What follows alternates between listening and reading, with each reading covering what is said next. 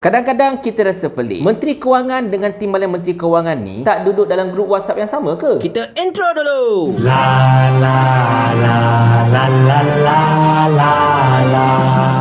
Assalamualaikum warahmatullahi. Sebelum kita berbicara dengan lebih lanjut, tonton video klip ini dulu. Pinjam dari bank dengan kolateral atau jaminan cagaran daripada wang KWSP. Itu sebab kita buat fasiliti sokongan akaun 2 yang kita tak sebut dan kita tak akan sebut ia adalah cagaran. Cagaran maksudnya apa? Maksudnya mempunyai hak untuk menguatkuasakan cagaran apabila berlakunya kegagalan pembayaran di pihak peminjam. Immediate hutang RM5,000 tak bayar, immediate ambil RM5,000. Itu cagaran. Tetapi FSA ini bukan cagaran. FSA ini fasiliti sokongan akaun 2, memberi pinjaman bank tidak boleh menggunakan pemberi pinjaman iaitu bank tidak boleh menggunakan simpanan KWSP sekiranya ahli gagal membayar ansuran pinjamannya. Tak boleh. Ini adalah kerana FSA 2 adalah merupakan suatu pengeluaran bersyarat hanya boleh keluar umur 50 atau 55 tahun sahaja, di mana bayaran pengeluaran hanya akan dibuat apabila ahli telah memenuhi syarat pengeluaran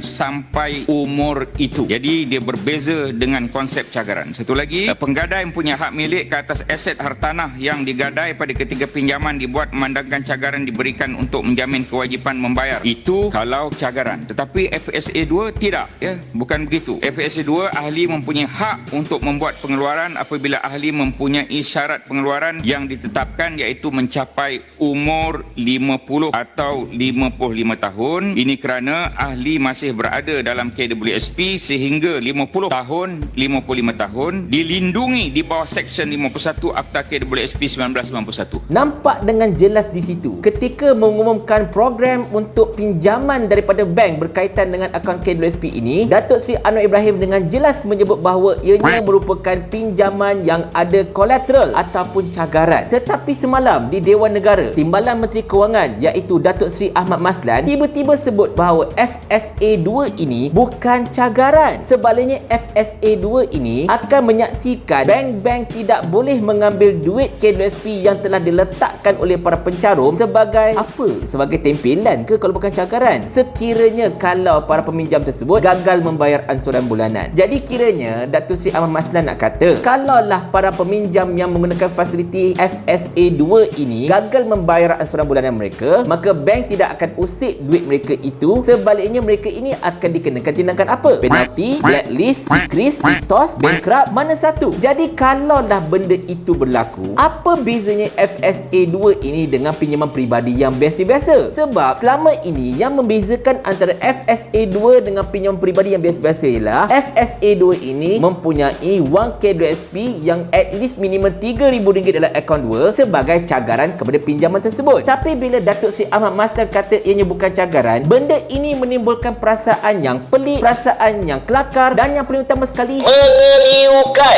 Sebab benda ini sangat berubah-ubah. Cuma soalan dekat sini, adakah Datuk Seri Ahmad Maslan enggan menyebut perkataan cagar itu kerana takut akan ada pihak yang mencabar FSA 2 ini di mahkamah kerana penggunaan perkataan cagar tersebut? Kerana macam mana kita tahu, perkara 51 Akta KWSP dengan jelas menyatakan bahawa duit KWSP tidak boleh ditahan, tidak boleh dicagar dalam apa jua keadaan sekalipun. Dengan secara tidak langsung, ini telah menyebabkan tindakan mencagarkan duit KWSP kepada pinjaman bank ini merupakan satu tindakan yang salah dari segi undang-undang. Adakah dengan menegaskan bahawa FSA 2 ini merupakan bukan cagaran, maka Datuk Seri Ahmad Maslan cuba hendak mengelirukan Dewan, cuba hendak mengelirukan masyarakat bahawa ini bukan cagaran, you tak boleh ambil tindakan undang-undang berdasarkan kepada perkara 51 Akta KWSP tersebut. Dan sekiranya kalau ini berlaku, saya cakap terus terang, Ahmad Maslan memandang rendah kepada tahap intelek rakyat Malaysia secara keseluruhannya. Berotak engkau. Budak pasti pun tahu kalau kita letak something dekat bank untuk pinjaman daripada bank, itu ialah cagaran. Kepada Datuk Seri Ahmad Maslan, berhentilah membodohkan rakyat. Kerana itulah kita kata, tindakan kerajaan ini memang sangat tergesa-gesa, bersifat kelang kabut, bersifat panik, dan yang paling utama sekali, mereka sendiri tak tahu apa yang mereka buat. Dan kepada anda rakyat Malaysia, anda masih mahu mempunyai kerajaan yang tak tahu apa yang mereka buat ni? Saya ulang.